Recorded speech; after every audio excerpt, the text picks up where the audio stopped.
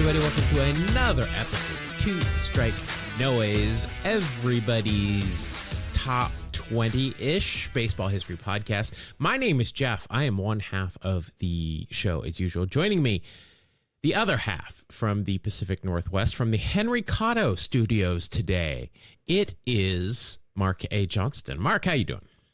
Oh, man, never better. It stopped being so cold and just started raining again, so the weather's much nicer. Sounds like Seattle. It is. It's been nice here. I know everybody else is getting a bunch of cold and snow. I am playing baseball in shorts here. Yeah, far be it for me to say anything negative about you, but I'm thinking it. Far be it. Yes. Yeah. All the things I got to edit out every week, but that's so unfair, but true. This is one of the, we've got like a month, maybe 2 months in California where everything is green and this is it. And then it all turns gold and then there's fires, but I'm excited. I've started my baseball season, not real games, but I'm practicing and going to pickup games. So I'm very excited. Not hitting well, but I'm very excited. You're not in midseason form yet. That's all. Speaking of spring training, as we get into our BP segment here, it was truck day for the Blue Jays already last week. Wow. Yeah, they're coming a long ways.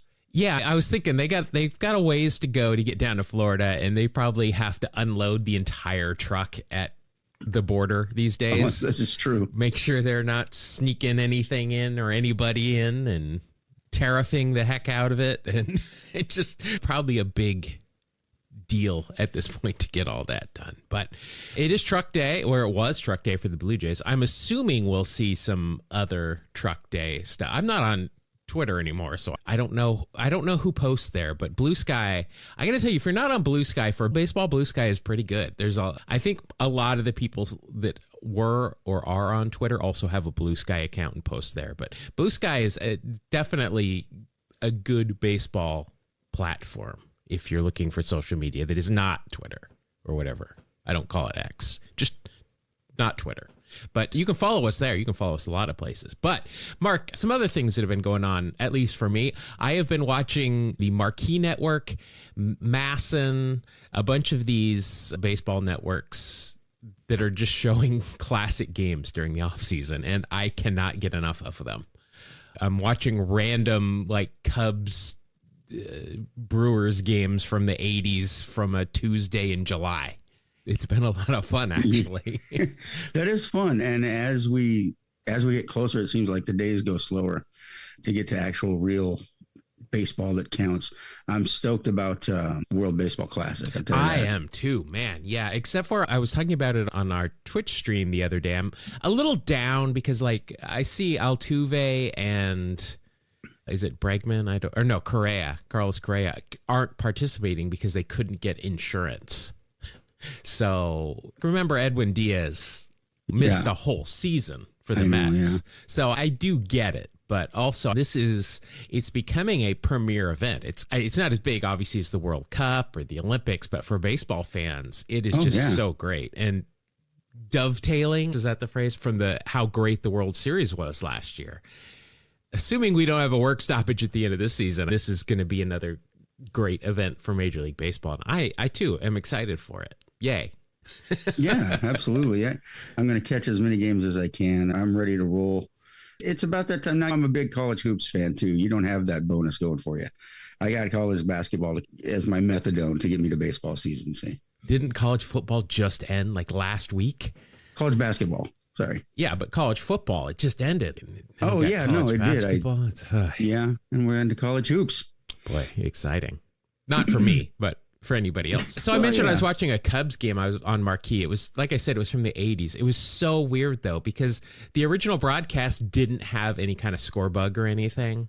And it was in a 4:3 aspect ratio, black bars on the side. It looks like it was shot with a potato. It's from the 80s, but I was so disappointed. Marquee put up their own score bug for this game, but they didn't use the one that they would use, say, this year or last year. They put this huge square up there that doesn't have the count or anything. It just has the score, the inning, and the half inning. And it was so big. It took up like 20% of a screen that was already shrunk down. It was awkward, but I still enjoyed the game. But yeah, I like when I watch those classic games. I don't want the bug score. I don't want the strike zone. It's fun just to watch baseball how we used to watch it. But they decided that they were going to stick this big honking square up there. They might as well have just had it be floating around the screen like the DVD screensaver. Every now and then get in the corner exactly. That's how distracting it was, for me at least. But I understand that, yeah. Still fun to see some old games. Speaking, I don't want to say speaking of old. That's not a nice transition. Hey, yeah, come on now. Oh, you're not talking about me? Not talking about you this time, but I'm talking about a guest that we've had on in the past that just announced they are going to be retiring after this season. It is Mariners radio voice, Rick Riz. Yes, I saw that, and I'm happy for him. Sad that this will be his last season. I hope maybe he'll make a few cameos now and then because he's a really good dude. He was great when we had him. You and I both talked to him just at stadiums. I remember running into him at the bathroom at Fenway, and he had no idea why I was there because he was used to me at Safeco at that point. But he's just a great guy. Hopefully his last play ever will be a single that scoots on by up the middle. That's it. And wins the World Series. There we go. All right, Mark, last episode we talked a little bit about Tombstone at the beginning, and we don't want to risk, actually maybe we do want to risk being listed on some Tombstone podcast top 10 lists because we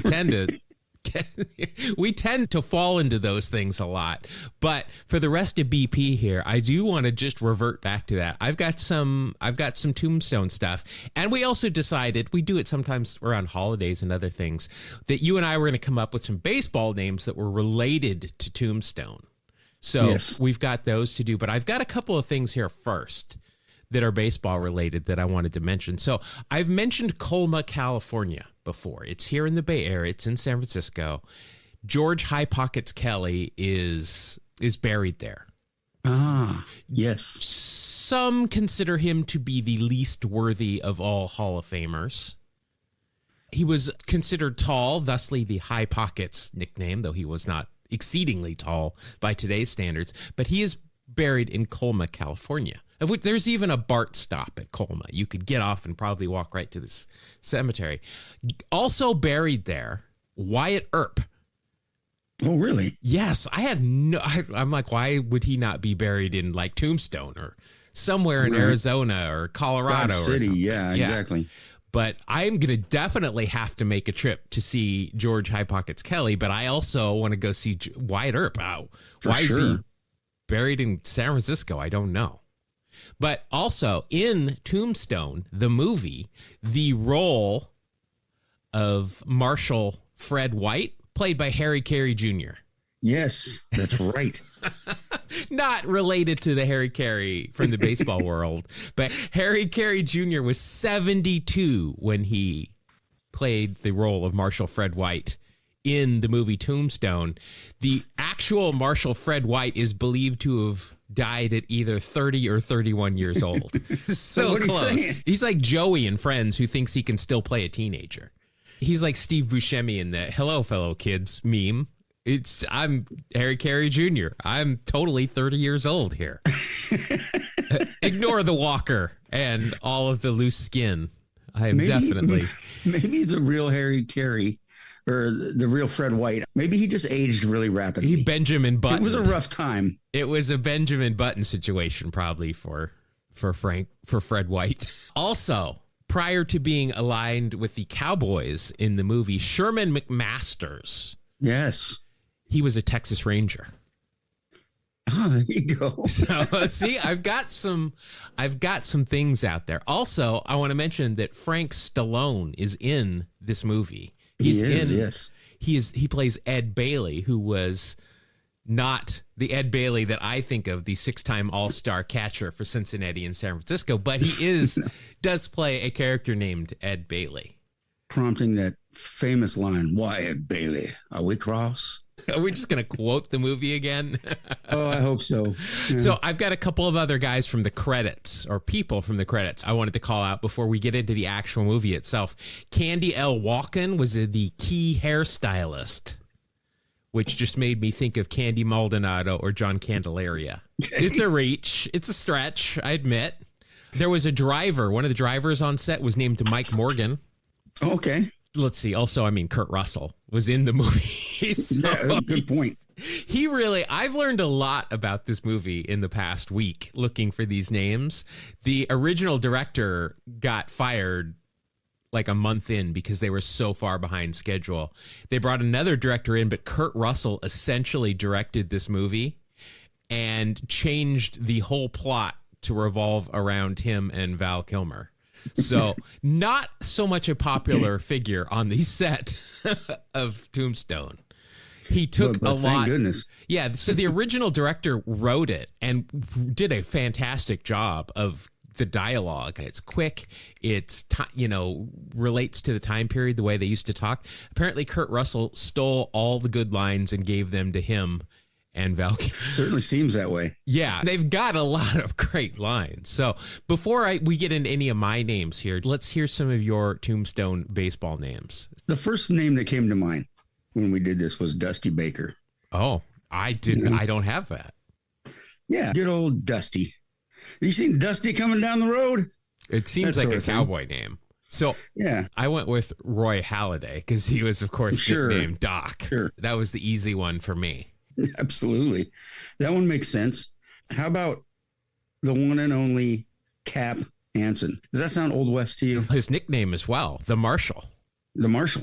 Yeah. Racist as hell, but we're overlooking that right now. We're skipping the do not talk about just to say names. Yeah, we'll just move on from him. But yeah, he's definitely on the dental list. I got Rod Beck because Rod Beck was nicknamed Shooter. Okay. Which either makes you think of Happy Gilmore or maybe an Old West. All right. Okay. How about this? See, I struggled with this one a little bit because it's more Blazing Saddles than it is Tombstone. But how about Hoot Gibson? It does sound like a Blazing Saddles for sure. You seen Hoot Gibson around? All right. I have got George Doc Medich. Oh, another Doc, actual pitcher. He was a vascular surgeon as well. He was on the mound. He saved somebody's life at a game. I'm fairly certain that he went into the stands, not like Jim Rice style where he carried a small bleeding child to the dugout. But I believe that Doc Medich actually gave CPR to somebody and saved their life at one point. But he also was on the mound when Rickey Henderson broke the single season stolen base record in Milwaukee. That's how I remember Doc Medich. Okay, fair enough. I don't have a ton more. I figured we probably should put a Boone in there. There's a bunch of them. There's a lot of them. There's one family in particular, but yes. I'm just going to call this Pick Your Boone. Okay, whichever Boone you'd like to throw in there, whether it's Boone Pickens is like a billionaire in Oklahoma, isn't he? I'm thinking. I was trying to think of more. That's kind of weird. Wild West names. I came up with Richie Hebner because he was nicknamed the Grave Digger. Oh, there you go. And then this guy who I think he's got to be on our dental list, but we're suspending it here just to talk about Tombstone. Niger Morgan. He had a lot of characters that he played while he was in baseball, one of which was Tony Tombstone is what he called himself. And he literally dressed up as a cowboy, and he told the media that he wanted to be referred to as Tony Tombstone from now on. Very nice. The Tops never did a card with him like they did for Tim Raines and just said, okay, you want to be Rock? You're Rock. Yes. Tony Tombstone didn't stick as well, but there are pictures of him dressed up as a stereotypical cowboy. Niger Morgan. Yeah. Very nice. I also thought of, this is a stretch because I was looking for Johnny Ringo. So I came up, we've got Johnny Ugly Dick Shot is the only. Sure. And that's just because I wanted to mention him more than anything. There is a Frank Ringo that played for 4 years in the 1880s. He was the epitome of a number 2 catcher in the 1880s. He barely played. His lifetime WAR was a minus .29. And that's not so good. He couldn't hit. Obviously, he didn't have a single career home run. Didn't steal a base. struck out a lot more than he walked. His on-base percentage was .215. I think his main job was just to sit 5 feet behind home plate and catch the ball once it stopped rolling, was really his only role. But nice. Frank C. Ringo died in 1889. Oh, wow. He died at age 26, probably consumption or a farm accident, one of the two. Yes, and consumption being along with Tombstone as well. Yeah, oh, absolutely. Yeah. The other ones that I found here a little bit less tied, we had the Iron Horse, Lou Gehrig. Sure. Of which there are trains in the movie. We also have the Arizona Diamondbacks and the Houston Colt 45s if we're looking at just team names. There you go. I found a picture, Earl Huckleberry. Eugene Huckleberry appeared in a single game for the Philadelphia Athletics in 1935. He went 6 2/3, gave up 8 hits, 7 runs, all earned, including a home run, walked 4, struck out 2 for a career ERA of 9.45, a career WAR of -0.2, and a career ERA plus of 51. But he's in the Baseball Encyclopedia. He is on Baseball Reference. Okay. So that makes him eligible. Yep, he's definitely eligible there. I also had this one. I was proud of this one. I think I came up with this on my own, but I'm not sure. Pat OK Corrales. That's good. Huh? That's good. I was pretty happy with that one. And then my last one, I wanted to mention Chuck Connors, the rifleman. Sure. Yeah, that's good. So that's what I came up with. Listeners, if we have missed any that you can think of for baseball-related Tombstone names, let us know. Tombstone. And if you can tell, if you have a Western that is better than Tombstone, let us know. Because there's a lot of good Westerns. I love Westerns personally. So I do love me some spaghetti Westerns with Clint Eastwood and Ennio Morricone. It's doing the soundtrack. And what's the other guy that's in all of those movies? His name is like a Vaughn somebody. Oh, you got me on the spot, man. Lee Van Cleef. Oh, sure. Lee Van Cleef is like in every one of these movies as well. And he's so good as well. And then there's Unforgiven. There's newer ones too. More Clint Eastwood. But I love me some Westerns. All right. Yeah, me too. That will do it. We're getting close to, we're going to have some debuts coming up pretty soon. But not yet. So let's just move on.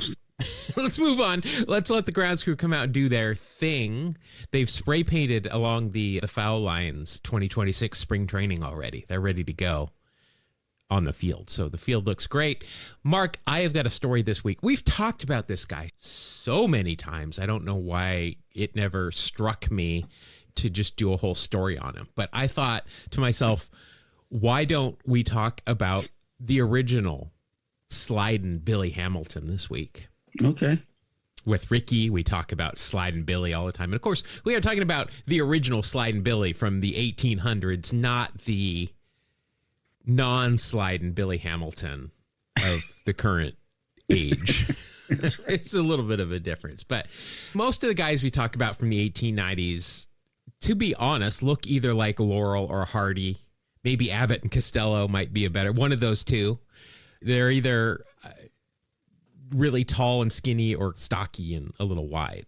But there we go. But players don't look like Yasiel Puig, which it's commonplace now. Like I saw Aroldis Chapman throwing at his home on social media. He's like 80 years old now, but he still looks like a linebacker kind of thing. But nice. Bartolo Colon, like Bartolo's one of the body types that was a common baseball player body type in the 1890s. No, I'm not body shaming. I'm just trying to keep it real. Real yes. Sexy, of course. Real, big sexy, yes. Then you have Billy Hamilton. He was 5'6", 160 pounds. If you passed him on the street, you'd think, why isn't that kid in school? And where's a truancy officer when you need one? Not pro athlete. Do you remember in cartoons when were truancy officers really a thing? Like walking around town looking for kids not in school? I don't know. I don't know. I didn't skip school very often. Oh, okay. I thought you were cleaning chimneys at that point, so you had to skip school. No, I was working at the fish market. Oh, okay. You were in Seattle, so it makes sense. Billy was short. He was stocky. He had these massive tree trunk legs that didn't really fit the rest of his body. But he didn't care about looking the part. He just wanted to play baseball, mainly because he grew up in Clinton, Massachusetts, working in a cotton mill when he was 14. Truancy officer might have picked him up if he was working instead of being at school at 14. But that was his life. He wasn't playing baseball for headlines. He was playing baseball, and he was running because he was very fast, and stealing bases because that was better than stealing breaths of asbestos-laden dust for 12 hours a day, which I think was in the job description for pretty much every job at that point. He said his speed was his ticket out of the cotton mill, and he ran like his life depended on it, because asbestos is not good for you. You should run away from asbestos if you encounter it today. Yes. Is just the tip I'm giving you. Before he even sniffed the big leagues, though, he was making a name for himself in the New England League. In 1888, he was playing for Worcester, and he put up a stat line that seemed like the numbers might have been swapped in the columns. He played 61 games. He hit .351. He scored 76 runs in 61 games. He also, in those 61 games, swiped 72 bags. Worcester was a small club and realized pretty quickly that they had a kid that was too fast and too good to be playing in Worcester, so they sold him to the American Association Kansas City Cowboys for some quick cash in 1988. Or 1888, one of those. And Cowboys, nice. Yeah. For some quick cash did it again. For some quick cash in 1888. The team's first in the American Association, and ultimately their penultimate season in the American Association for the Kansas City Cowboys. Billy continued to do what got him there, though. He ran. One of the papers back then said that he'd try to steal everything in the stadium, including the umpire, if he could. Billy is a bit of a trailblazer. He's credited as the guy who basically invented the headfirst slide and the fadeaway slide. He'd go into a base and twist his body away from the tag at the last second. The kind of stuff today that if a player can do it, it's like all over social media for a week, and it's included in every season-ending highlight reel. But he would do these perfectly. He would perfect these by really just never ceasing to run. They sometimes would set up a crude treadmill in the dugout for him in between at-bats, just so he could keep running. I'm making that up. That's false. Don't write a paper with that in it. That is not true. One of the things that kills a lot of base stealers from having long careers is that to steal a base, you have to get on base. Otherwise, you're just Herb Washington or Terrence Gore, or even the modern day Billy Hamilton. But the real Billy Hamilton was always on base. His career on base percentage is .455. That's pretty decent. Yeah, that's 50 points higher than Rickey Henderson's, just to put that into perspective. That's fourth all time.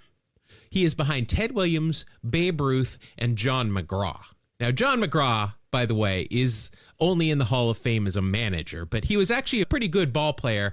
But despite playing for 17 years, only a handful of them were full seasons because he was often the player manager and figured out that he had a lot more control over the game as a manager than as an average third baseman. So think about that. He's in a statistical bracket with the greatest hitters to ever live and John McGraw.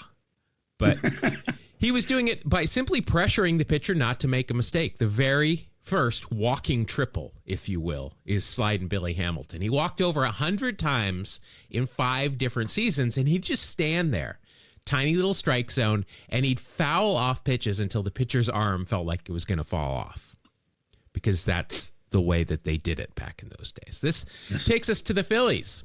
On January 7th, 1890, Philadelphia purchased Billy's contract for $5,000.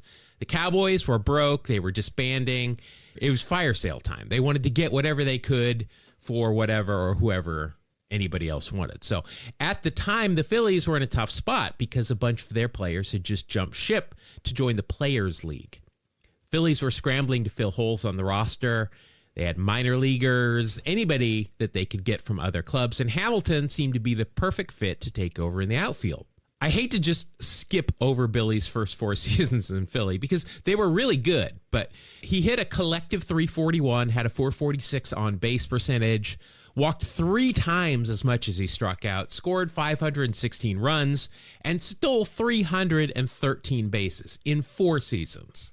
That's a 22.1 WAR in 4 seasons. If there had been an MVP award in 1891, he would have won it. He led the league in 9 different offensive categories. But some things to set the scene here before we start to talk more about the numbers of Billy. First of all, steals. We've talked about this before, how steals were actually scored during Billy's career. There's a normal stolen base, easy one, just like today. But also, if you tried a double steal or even a triple steal, when was the last triple steal? I don't know, but apparently happened with the bases loaded back in the day. And one runner was caught, all the other runners would still get credited with a stolen base. Obviously, that is not the case today. The other runner gets no stolen base if the partner in the double steal is thrown out. Runners also got a stolen base credited if they advanced on a fly ball. So if you're standing on second and buck naked is at the plate and he flies to deep, you tag up, you get to third. You've just stolen a base, my friend. Sack flies, stolen bases as well. You get an SB, you get an SB, everybody gets an SB, just like Oprah. And then there's the big one that we've talked about ad nauseum. If you are on base and a batter gets a single, anything more than a single base advanced is a stolen base. So if I go from first to third on a single, I took second on the base hit and then stole third. These were the rules up until 1898, which was around the end of Billy's career. Also, something to think about, I alluded to it a little bit earlier. The bunt foul for a third strike didn't become a rule until 1901. And Billy was among one of the many players who could control his table leg of a bat against pitching. And remember, balls were a lot softer then. They only used one. Guys were not even throwing as hard as Jamie Moyer's fastball at that point. At the beginning of Billy's career, they were still throwing it underhand. Billy could just stand at the plate and knock balls foul until he either got one he liked or the pitcher just simply missed and he took a walk. There's the whole pesky you have to be on base before you can steal thing, and how Billy, who was a great hitter anyway, would get on base. Then we get to 1894, and I'm going to note that in 1894, Coca-Cola was still laced with cocaine. Pretty much 100% of the medicine that you were able to purchase at your chemist was either 100% morphine, heroin, or cocaine. Those were pretty much Rolaids, probably had a bunch of heroin in it. You know, Pepto, morphine, I don't know. It's just, there was a lot of drugs going on. And there was no drug testing in the CBA, if you can believe it, at that point in 1894. Did they take laudanum maybe to help out a little bit? Before we're going Tombstone? Yes. Yes, exactly. That consumption, you got to take that. You got to take the laudanum. Yeah. But in 1894, Billy scored 198 runs. 198 runs in 132 games. That's a run and a half every game Billy would score.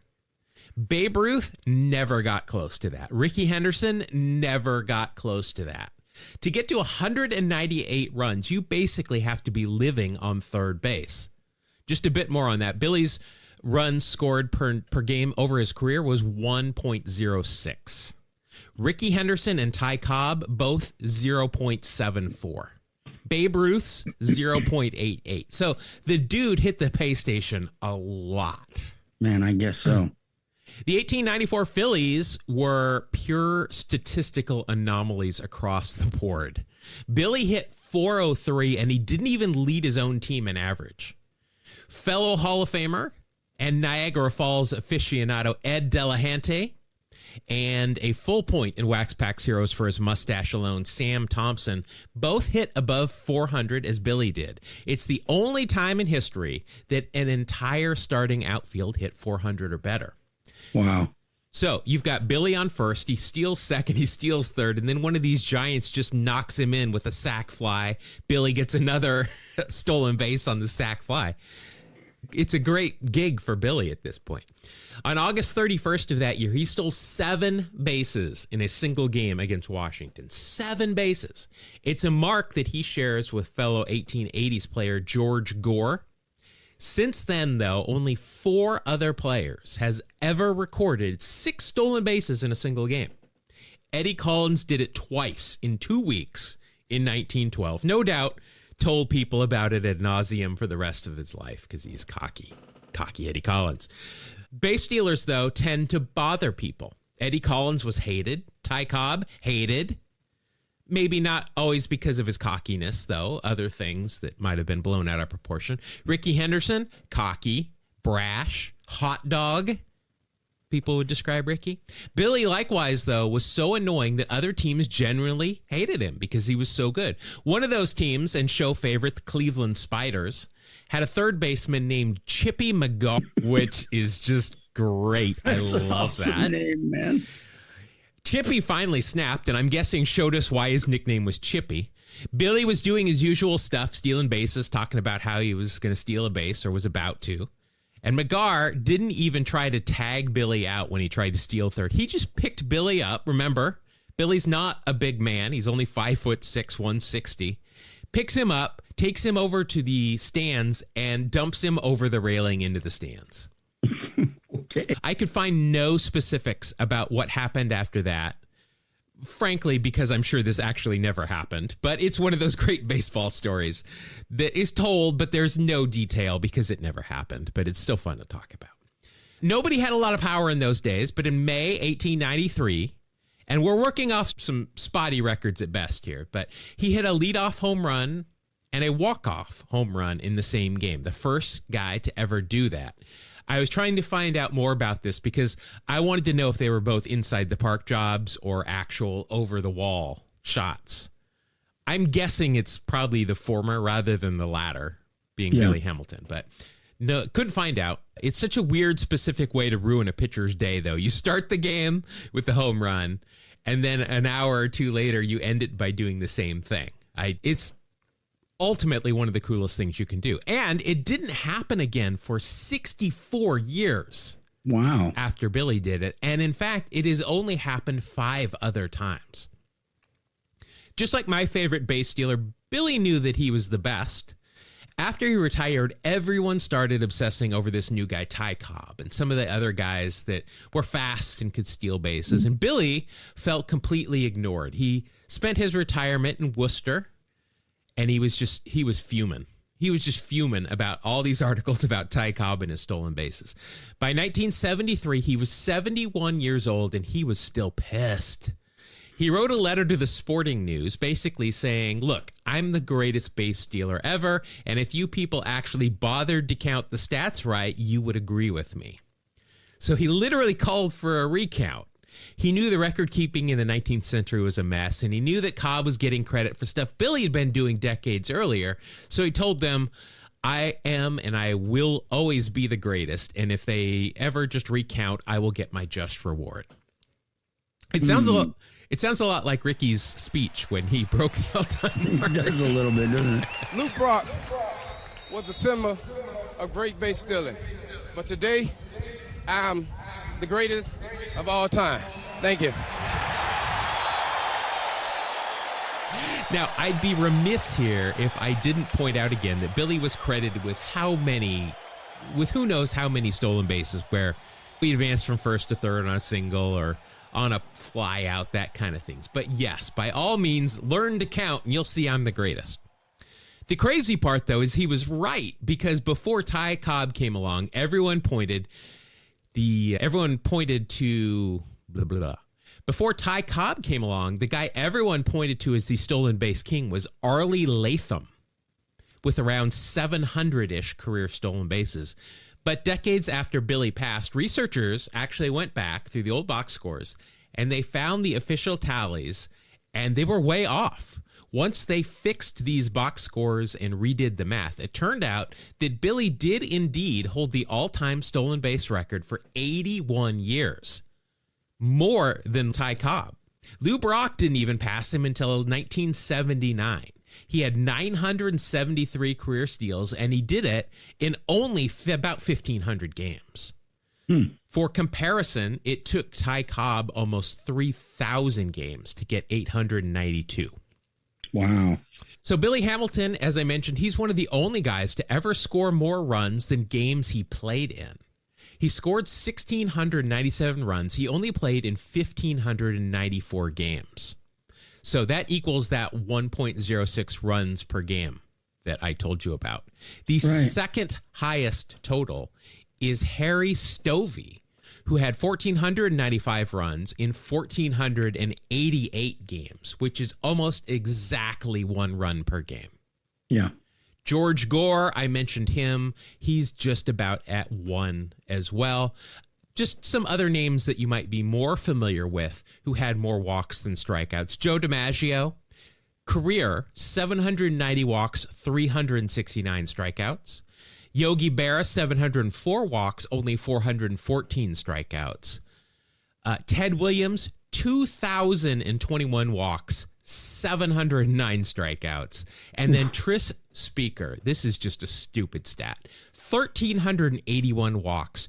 Tris Speaker only struck out 220 times his entire career. Wow. That is incredible. Let's go back to while he was still playing. I know we skipped ahead to him being a angry old man yelling at clouds after he retired, but by the time Billy got to the Boston Nationals in 1896, those tree trunk legs were finally starting to give out. He'd spent 15 years treating his body like a crash test dummy, sliding headfirst into infields that were probably not always rock and cigarette butt free, I'm guessing. He also wasn't the little pest anymore that everyone thought he was when he was younger. He was a guy dealing with those old-fashioned ice bags taped all over his knees after every game. They called it heavy legs back in those days. It's a polite way of saying you're old, you're not as fast. In Philadelphia, he was routinely swiping 100 bags a year, but by his last season in 1901, that number was just 15. He could still get on base. His eye was so good that he still was walking more in his final season than he did even in his prime, but the threat of him running was gone. He retired at age 35, not because he couldn't hit. It ended up with a lifetime 344 lifetime average, 455 on base, as I said. But he couldn't run as much, or certainly as quickly as he did. After Billy hung up the cleats in 1901, I mentioned he moved back to Worcester, Mass. Basically, he became a regular guy. He spent years working as a production foreman at a leather plant. He was a family man with a wife and 4 daughters, and he lived in a modest house. He did some scouting for the Boston Braves and managed a few minor league teams there in Worcester. He spent the last year of his life, though, mostly confined to his bed dealing with heart disease. He died in 1940 at the age of 74, still waiting for that just reward that he'd written about 3 years earlier. It finally came, but it took another 21 years, and the Hall of Fame finally inducted him. His kids were there during the ceremony when he was finally inducted into Cooperstown. But there is Slidin' Billy Hamilton, the Rickey Henderson of Ty Cobb's of Lou Brock's before Rickey Henderson. Very cool. So there we go. We've finally done it. We have finally done the Slidin' Billy Hamilton story. Yay. I would have loved to have seen Slidin' Billy Hamilton. Slidin' Billy Hamilton, Cool Papa Bell. I would love to have seen those kind of players back in the day.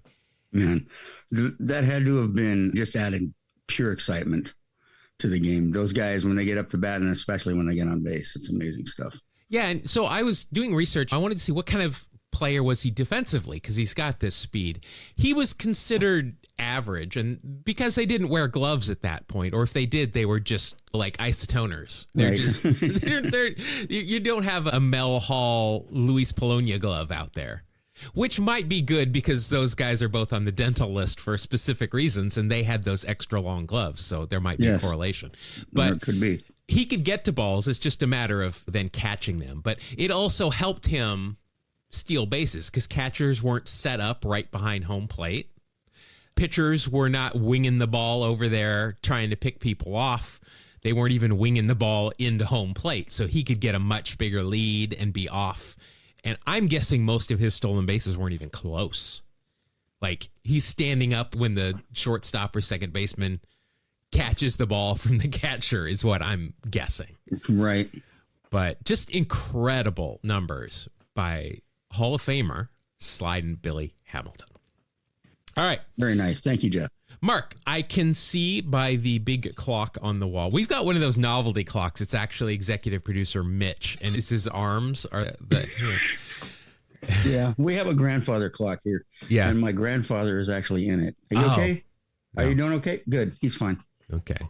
As long as it's not the one that passed away 10 years ago. He did, but we just haven't told him yet. Okay, so he's still working in there.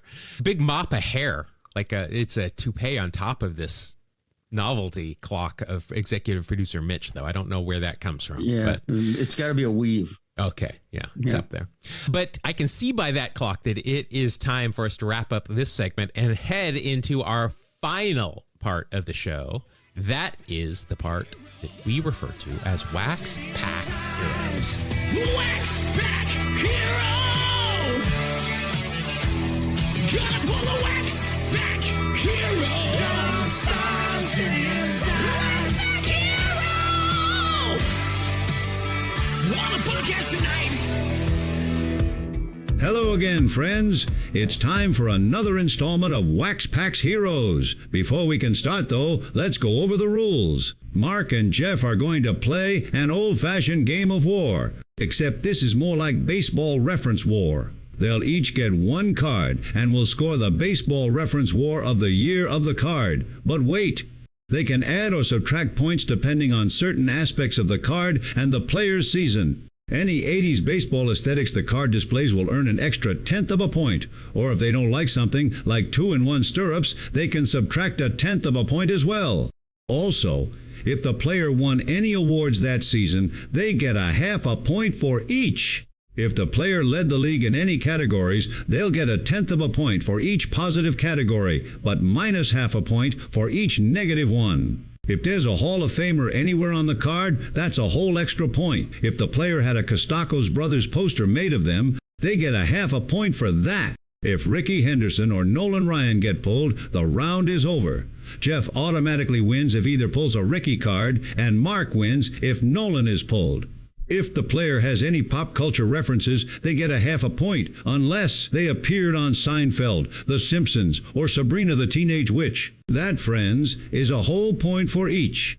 If the player was suspended for off-the-field mischief during their career or are on the 2SN, don't talk about list, that's a minus a 1/2 and a whole point respectively. So with that out of the way, it's time to play Wax Pack Heroes. All right, Mark, looking at the scoreboard, I am currently up 7-4 and I'm loving it. But whenever I get comfortable like this, I go on a 5-game losing streak. So I'm not That's a good comfortable. point. Yeah. Let's see. It is time to play here. We've already heard the rules from another Hall of Famer, Vin Scully. Thank you, Vin, for recording that before you passed away. Now, Mark, one of the reasons we didn't have a show recently is because I was out of town helping my best friend do some stuff that included going through just tubs and tubs and tubs and tubs of thousands of loose baseball, football, hockey, and basketball cards. I took some of these cards, not many, and I went through them all on stream, actually. If you want to join us there, Monday, Wednesday, Friday on Twitch and YouTube, 9 o'clock Pacific time, a.m. But what I decided, I took some of these sporting news cards. They're all reprint cards. They've apparently got a name. Somebody in chat shouted it out when I was showing them. But these are cards that are, there's a Gabby Street card in here. That will tell you what kind of cards these are, right? These are cards from the early 1900s through 1940s-ish. So we're going to use these cards. There's probably not going to be a lot of pop culture references, probably not going to be any Mims bands or anything like that. Are these the Conlons? Yes, that was what they said. Yeah, I did. I got my dad a whole set of Conlon sporting news cards for Christmas one year. So that's what these cards I went through. There were 2 or 3 complete sets, so I just took the loose ones so as not to break up a set. So we're probably not going to have heard of a lot of these players, but is a baseball history podcast. We're here to learn about them. So that's right. Let's do it. We're gonna play, see how it goes with these guys. Do you want to go first or second? First, please. First. All right. Your first card is a pitcher for the New York Giants. It's Jack Bentley, and this is from, it says 1925 on the front, and he played through 1927. So I'm assuming the front is like the year that the picture was taken. So that's what we're going to go by. Gotcha. Let's see if I can spell his name right. All right. Jack Bentley, 9 AKA years. Needles. Nickname. John, that's not a nickname. That's his middle name. John Needles Bentley. Okay. Maybe his mom was a seamstress, or his dad was mom or dad a surgeon. I don't think many moms were surgeons at that point, but I don't know. Let's see. Overall, 9 years in the big leagues. 5 with the New York Giants, 4 with the Washington Nationals, and then 1 for Philly in just part of the season in 1926. We're looking at 1925, his 30-year-old season. 11-9 with 5.04 ERA, 157 innings pitched, 200 hits allowed, but only 88 earned runs. So wow. Stranding a lot of runners. Walked 59, only struck out 47 for a whip of 1.65. For a starter, that's a bit harsh. But still a 0.7 WAR. Mm. So not bad. Nothing on this card is going to help you out. It's just a bust shot of him posing. Let's see, anything notable here? Probably not going to be a lot of trades. Kind of something interesting. He was a pretty good hitter. He was the last pitcher to pinch hit in the World Series until Zach Greinke in 2021. Oh, wow. There's a nice pull. Yeah. 59 games at first base and 3 in right field because he was a good hitter. There you go. There's some good stuff for your grid when it asks for played 1 game third base or first base, and you can throw a pitcher in there. It's going to be a low score. There you go. All right. I don't see anything else here, though. Not bad. A 0.7 for Jack Bentley. You're going to be going up for me, the St. Louis Browns second baseman from 1929, Oscar Melillo. Melillo. Okay. Let's see. Oscar, nickname Spinach or Ski? Spinach? Spinach or Ski? What up, Spinach? Those are 2 completely opposite things. Spinach and skiing. But overall, 12 years in the big leagues, 10 with the St. Louis Browns, and then finished his career off in Boston for 3 years. In 1929, he was 29 years old. Hit 296, 337 on base, 401 slugging, had 5 home runs, 67 ribs, 11 stolen bases, 29 walks, 30 strikeouts, and a WAR of 3.0. He does have real stirrups on.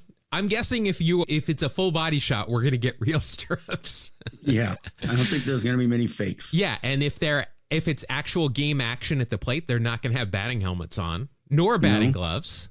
So you got that going as well. But this is just like on the on-deck circle before a game. But his 3.0 WAR, I think, is probably going to be the thing that puts me over the top right away. Let's see. He was traded for Moose Solters at one point. Good old Moose. But that's about it. This is pretty interesting, actually, right here. He suffered from zoophobia, a generic term for the class of specific phobias to particular animals, including rabbits, birds, and snakes. His animal phobia led to many pranks from both opposing and teammates. He died from a heart attack at age 64, probably because somebody gave him an animal and scared him to death. Someone sicked a squirrel on him or something. Way to go, people. Let's see here. In 1930, he handled 971 chances without committing an error, only 17 less than Nat Lajoie's major league record. Wow. And he received his only chance to manage in 1938 at the major league level, where he replaced show favorite Gabby Street. But let's see, all of that is going to equal a win for me. So I'm up 1-0. I'm a big fan of Ski. There is a Sabre bio about Ski Melillo, if you want more. Apparently, he had a catcher nicknamed Tomatoes. Oh, so if he's nicknamed Spinach, And then the battery is spinach and tomatoes, I guess. That's very healthy. It's a very healthy battery. All right. I'm up 1-0. Your next card is not actor Bruce Campbell, but outfielder for the Detroit Tigers in 1940, Bruce Campbell. He does not have a chainsaw or gun attachment for one of his hands. That is the major That's my next question. difference. And his last name was Campbell, so of course his nickname was Soup or Soupy. Of course. Has to be. Let's see. Overall, 13 years in the big leagues. Cleveland for 5, St. Louis Browns for 3, White Sox for 3, Detroit for 2, and the Nats for 1. In 1940, his age 30 season, he hit 283, 381 on base. He slugged 448 for a 106 OPS plus. Let's see here. 8 home runs, 44 ribs, 2 stolen bases, 7 caught stealing.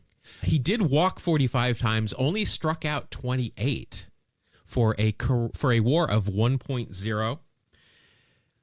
This is during BP because I can see that one of those little tiny screens behind him. But he is wearing real stirrups as well. So that'll be a 1.1 for you. Interesting here. In 1932, he led the league in strikeouts with 104. The next season, he still struck out a lot. But then at the end of his career, he apparently inherited a great eye, because he walked a lot. Also served in the military for a bit and was traded for nobody that I have heard of. Bruce Campbell likewise has a Saber bio if you're interested in learning more about him. And he's a member of the Lyons Township Hall of Fame. So congrats. There was a big ceremony for that, I remember. All right. You are going to be going up with your 1.1 against my Earl Grace, catcher for the Phillies, 1936. Okay. Is this Earl from Earl Had to Die? It could be. Goodbye, Earl, I guess was the name of the song. And not Earl Grey, by the way, folks. No, Earl this Grace. is not T. Yes. Let's see. The T on Earl, though, I've got. Overall, 8 years in the big leagues. Pittsburgh for 5, Phillies for 2, and the Cubbies for 2. In 1936, he was 29 years old. 249 average, 352 on base, 353 slug for an 83 OPS plus. 4 home runs, 32 ribs, no SBs for a .2 WAR. There is nothing on this card, not even his scowl, that is going to get me extra points. So unless he appeared on Seinfeld, The Simpsons, or Sabrina the Teenage Witch, I don't think I'm going to win this round. Let's see. There's something interesting. Okay. He committed only 1 error in 413 total chances in 1932, and that established a National League fielding record. And I just wanted to point this out because I wanted to say the guy's name. Beat the record previously held by Shanty Hogan. He was always singing when he was on the field, Shanty was. But pretty good. 1 error and 413 total chances as a catcher. Not bad. That sounds a lot like Oscar Malello. Yeah. Yeah, we got this is the all defensive Wax Pack Heroes. All defensive 1920s Wax Pack Heroes. There you go. All right. So that is a win for you. We're tied at 1 apiece. All right. Your next card is pitcher, also for the Phillies. A lot of Phillies here. S.Y.L. Johnson. Let's see. Sylvester W. Johnson, a.k.a. Sil. 19 years in the big leagues. The St. Louis Cardinals for 8 of those. Phillies for 7. Tigers for 4. And Cincinnati for 1. In 1940, this was his final year in the big leagues at age 39. He only pitched 40 2/3 innings, gave up 37 hits, struck out 13 for a 93 ERA plus 4.20 ERA. Nice. He went 2-2 with a WAR of a positive .2. Nothing on this card is going to help you out. Let's see. Did win a World Series in 1931 with the Cardinals. He pitched okay in that series. Not great. Nothing to write home about. And I don't see any other names that I recognize that he was involved with. He likewise has a Saber bio. Is there a Saber bio for everyone in this set, I wonder? Highly possible, yeah. Inducted in the Oregon Sports Hall of Fame in 1990 or 1981. Died in 85. an early proponent of a pension plan for players. It was rejected by Kennesaw Mountain Landis. Shocking. Yes. Pension plan was approved in 1947, of course, after Landis was gone. Nice. All right. Good for you, Sil. All right. So that's a 0.2 for you. And you are going to be going up for me against pitcher for the Phillies. Well, there's a lot of Phillies here. I did shuffle these as well. Johnny Podgany. P-O-D. Okay. There's a lot of vowels in a row here. P-O-D-G-A-J-N-Y. Good luck. I don't know. Hopefully there is a pronunciation here. Johnny is just Podgany. Podgany. Okay. His nickname was Specs. You'll never guess why. I'm just going to throw a wild stab at that he wore glasses. No, he smoked cigars while he played. Oh, that's why. You were close. 5 years in the big leagues, Phillies for 4, then Pittsburgh and Cleveland. He split time. We are looking for the 1940 season, which was his rookie year at age 20. He was a pitcher, only appeared in 4 games, went 1-3 with a 2.83 ERA, 35 innings pitched, 33 hits, 12 strikeouts, 1 walk. Very nice. 139 ERA plus for a .6 WAR. Plus he's got glasses on and real stirrups. Nice. As long as he didn't get busted for beating up his wife or drugs, I think I'm going to win this round. He was once traded by the Bucks to the Cardinals for Preacher Row.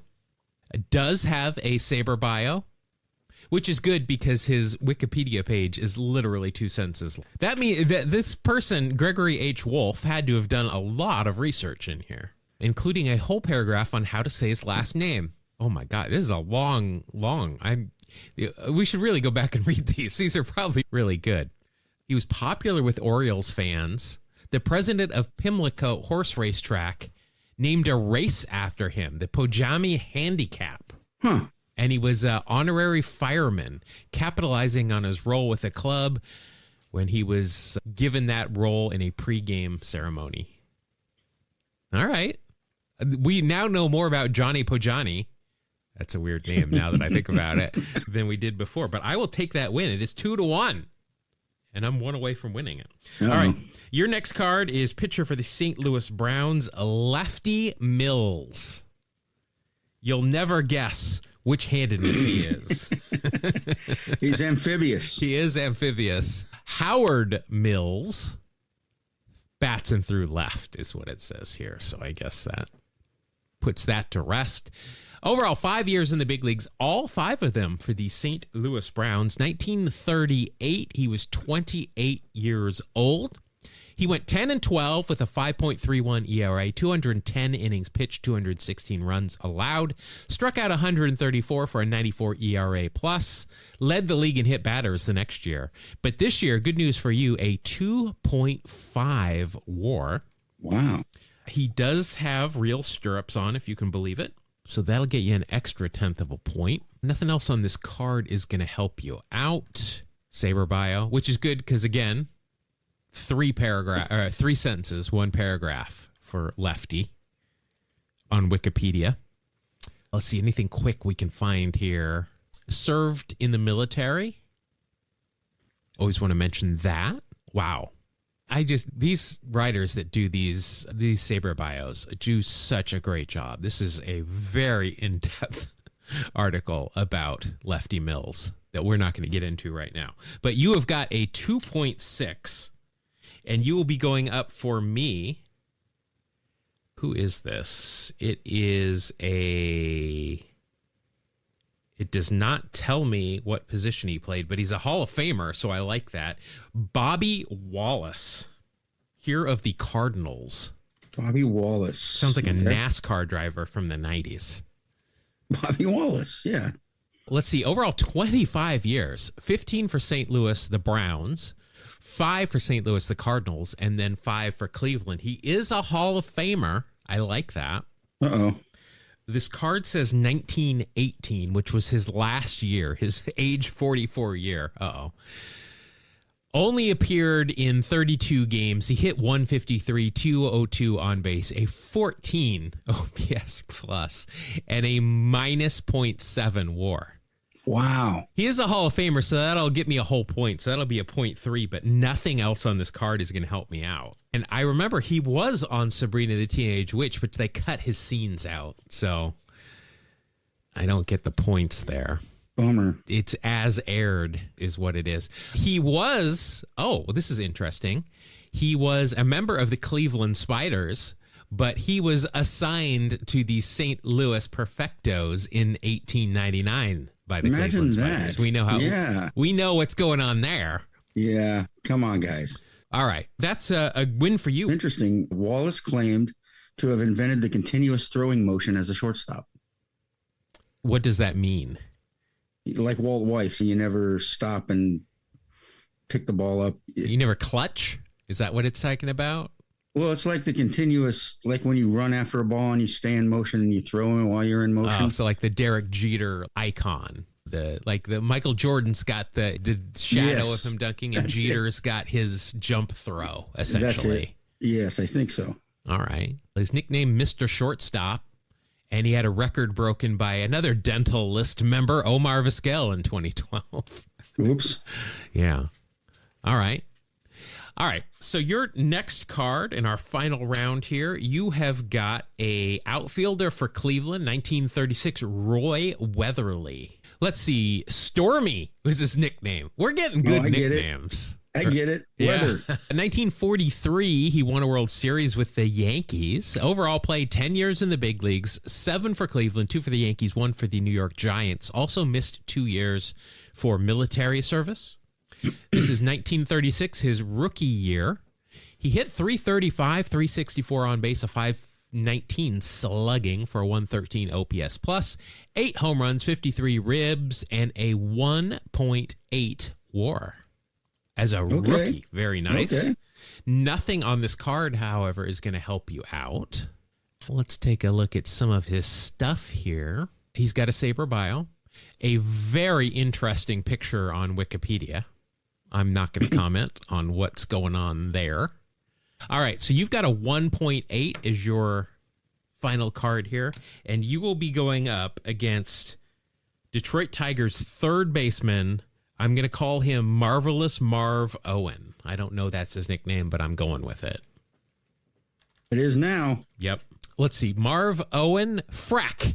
His nickname was Frack. I don't know what that means. That's that green ogre creature in the movies. Oh, the Timu version of Shrek. Frack. That's it. Let's see. Yeah, he's buried in Santa Clara. Close. Overall, 9 years in the big leagues, 6 with Detroit, 2 with the White Sox, 1 with Boston. This is 1935 with Detroit. Let's see. Hit 263, 326 on base, 346 slugging for a 77 OPS plus. 2 home runs, 72 ribs, and a .4 WAR. Nothing on this card is going to help me out. Was he on Seinfeld? Wasn't he a background actor when they couldn't find the car in the parking deck at the mall? Is that? Yeah, he was one of those guys. Am I thinking correct or not? I think he drove by with a car and wouldn't give them a ride. He was featured in Ripley's Believe It or Not with the claim that he could hold 7 baseballs in one hand. His hands were so large that he was reportedly able. It doesn't say whether he. It just says the claim. It doesn't say whether he could or not. This is cool. A baseball on which he gathered the signatures of 11 of the first 12 members of the Baseball Hall of Fame was sold at auction in August 2018 for $623,369. He had preserved the ball inside a fur-lined glove kept in a safe deposit box until his death in 91. A fur-lined glove? Does that mean the fingers have fur inside or the pocket is fur?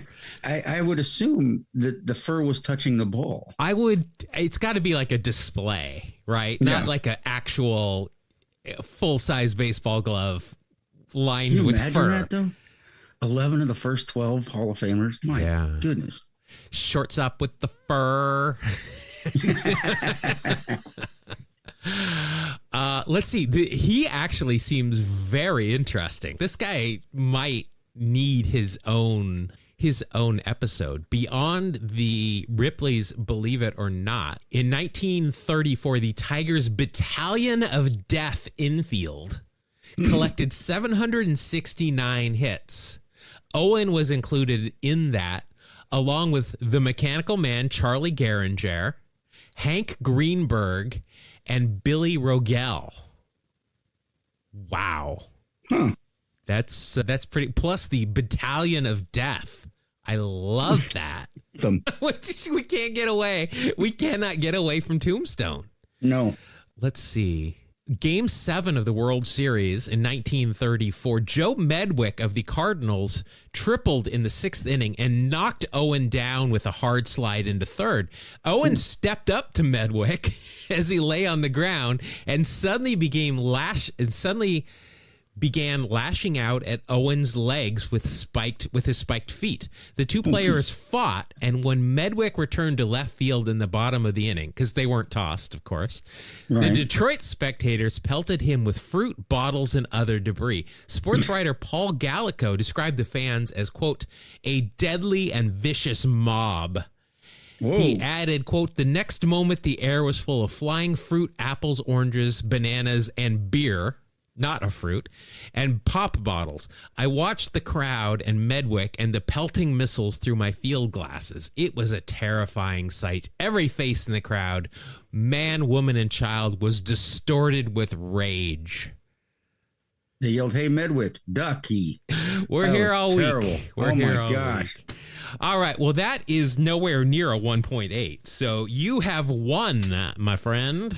Only with the help of some superstars, let me tell you. I thought this was interesting. Oh, listeners, good. Definitely guys we haven't talked about before. Listeners, let us know if you like this, if we should work this in every now and then, or if we should stick to the more contemporary one. I thought that was fun. We got some cards we definitely have never talked about, players we've never talked about before. Definitely. Right. That's going to wrap up this episode of Two Strike Noise, as well as Wax Packs Heroes. If you want more of us, good news for you. It's easy to do. We've got over 300 episodes. If you are new, you can go back and listen to them. Or if you're not new, why not revisit some of your favorites? But likewise, you can find us on all the socials. They are all listed in the show notes. You can also just Google Two Strike Noise. That's TWO Strike Noise. I also, as I mentioned, I do stream 3 times a week, Monday, Wednesday, and Friday at 9 o'clock a.m. West Coast time on both Twitch and YouTube. We do baseball dailies. We do some other stuff. We look at cards and that kind of stuff.